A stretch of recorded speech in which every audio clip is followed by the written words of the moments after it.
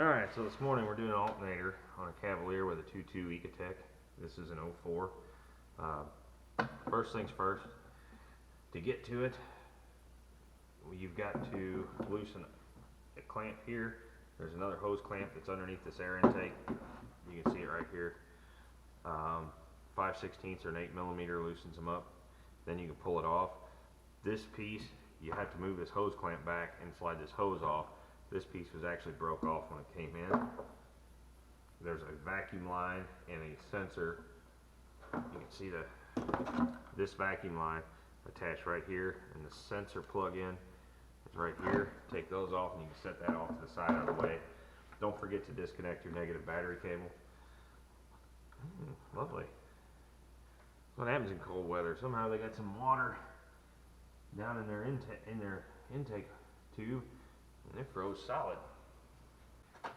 There is a electrical plug-in right here on the back of the alternator, and I'm going to use a pick to lift up on the retainer so that I can unplug the alternator. If I have any luck here. It's right behind the bracket for the oil dipstick, so it's really hard to get your hands in. It's unplugged, and I'm just going to move it out of the way. And then there is a nut that secures the wire that runs to the battery. It is a little farther down. I just want to make sure I can get directly to it with a socket.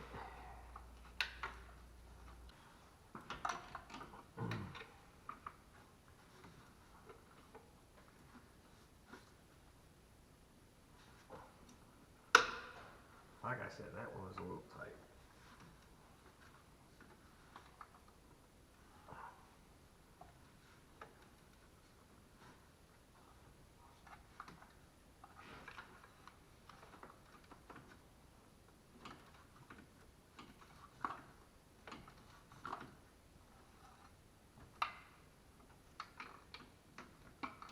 Let me see if I can get it.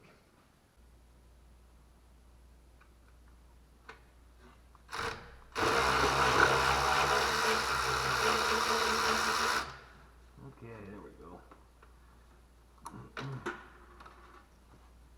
And I just dropped it right in the bottom.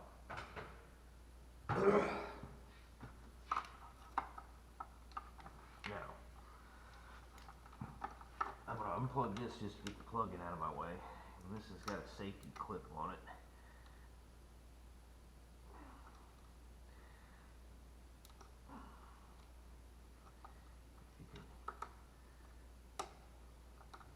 Slide it back there, and then you push down on the safety clip, and you can push down and work it out.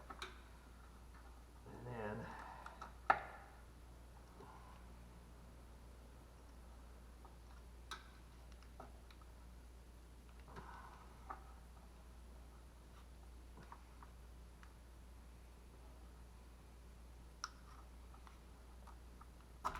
there we go.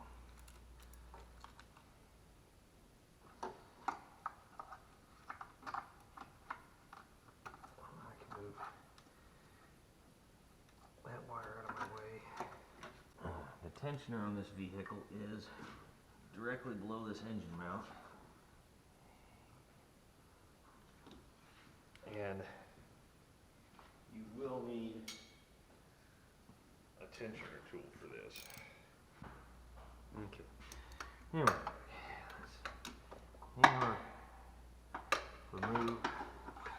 release the tensioner, remove the belt.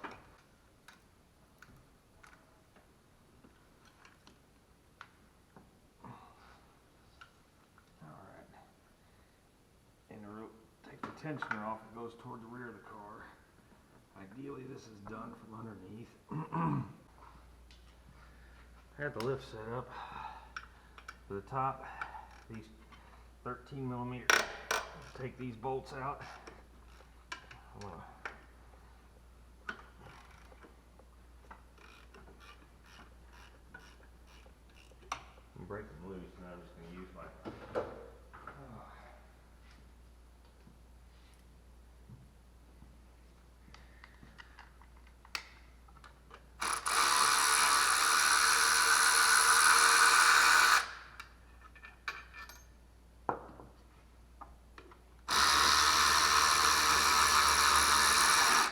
Oh, well, there should be a bottom bolt in there.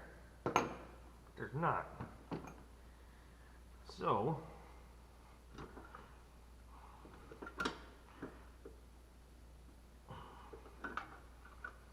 I'd like to figure out why here in just a second. Now,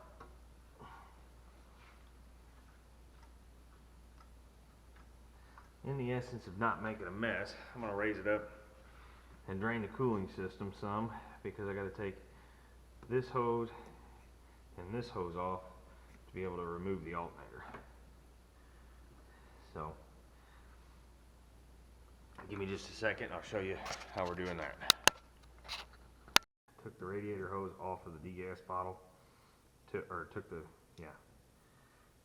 heater hose off the degas bottle, took the radiator hose off of the engine, and then you can wiggle the water pump out through this hole. Now, I couldn't get the plug out of the radiator to drain it, so I just put a drain pan on the floor underneath where I'm working here, and drained it down that way. Alright, when you're putting an alternator in, always double check the box that it comes in for any special installation instructions, because occasionally they do change a procedure from the old. They want you to do something when you install it. In this particular instance, that's not the case. So we're gonna drop that in just a second. The bolt that was missing is in the glove box, because the alternator that came off of it was a used one that they put on, and they couldn't get the bottom bolt back in. Alright guys, so from here on out I sped the video up 4 times, because this is just the reassembly. More or less it is exactly the reversal of disassembly. The only difference is the bottom bolt for the alternator, which I did not take out, is easier to tighten from underneath of the vehicle. So if you have to jack it up, put it on jack stands, that's your best bet. Slide underneath there. You can get it good and tight. You don't have to try and fight your way down through all the AC lines and heater hoses and everything else.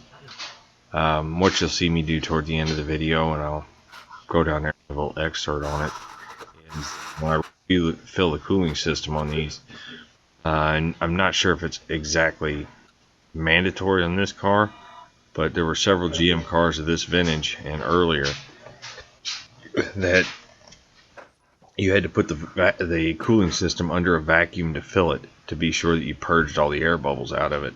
And that is what you'll see me doing in that shot. That is a special, it's made by Airlift, but it is a special device for pulling a vacuum on the cooling system on these vehicles, and they'll actually pull their own antifreeze in.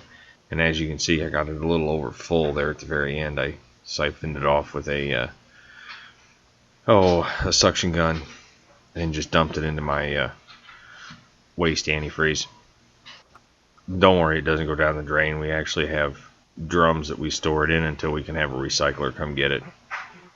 So it doesn't go in the drain. That's not good. But guys, just hang out and check out the rest of the reassembly, and I will catch you here a little bit later on.